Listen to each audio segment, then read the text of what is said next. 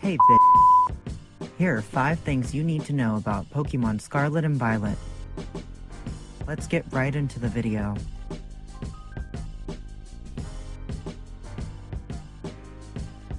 Starting off with number 1. This is the first actual open-world Pokémon game ever. Well, technically, the first mainline Pokémon game ever. Everything is linked. There are no borders for towns, meaning the world is open, free entirely for you to explore. Pokémon Arceus had open worlds to explore as well, but they actually had them all on separate maps. It did, however, function much like an open world game though. And let's not forget Pokémon Sword and Shield had a very large open world-like wild Pokémon area. But again, there were more traditional routes like the classic Pokémon games. In this game, this is not the case. Everything is just out there in the open world, which is pretty awesome. This is a unique twist when compared to all the other past Pokémon games. We are pretty excited to see what links this world is open.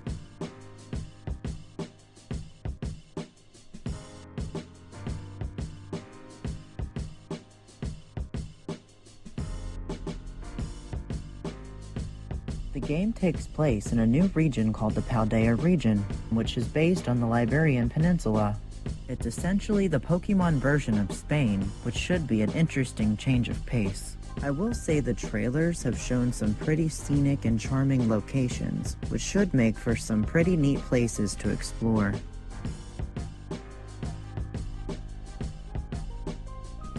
Moving on to number 3, let's talk about the starters. This year we are getting a grass-type cat Pokemon named Sprigatito. There is a fire-type crocodile Pokemon named Fuecoco, and a water-type duck Pokemon named Quaxly. We're not gonna lie, Quaxly's Pompadour is on point though. They are really cool starters and we are not mad about it.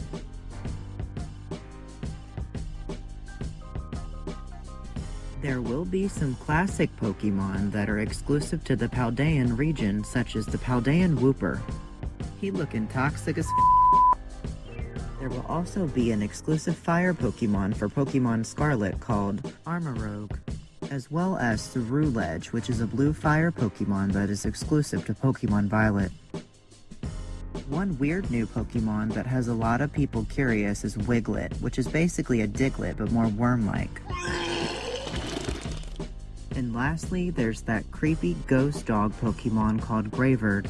Apparently, if you hang out with one too long, you start to lose your life force, but I'm pretty sure that's just a Pokédex Pokemon description and not part of the game. That would be pretty weird and annoying.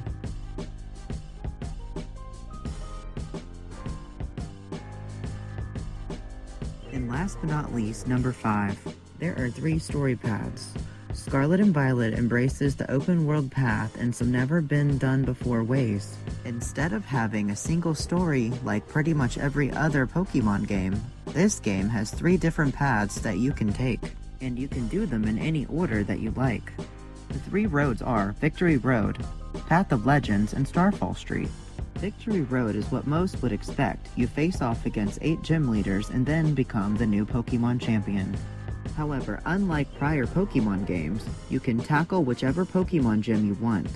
There is no specific order in which you have to battle Pokemon gyms like in past games. Also, like in past games, there is a gym test that you have to pass in order to access the gym. The Path of Legends is actually about taking on gigantic Titan Pokemon in the quest to find the Herba Mystica, which is a special healing herb. Instead of being city-focused like past games, it's more like being in the wild, kinda similar to the story of Arceus. The final path is Starfall Street, and on this path you are taking on the Team Rocket of this region, which is known as Team Starfall. They are split into various groups as well as having their own leaders. It is up to you to take them down. As of right now, we don't know how much story content each of these 3 paths is going to have, so we're just gonna have to wait and find out. If you guys enjoyed this video, then f***ing subscribe. Thanks.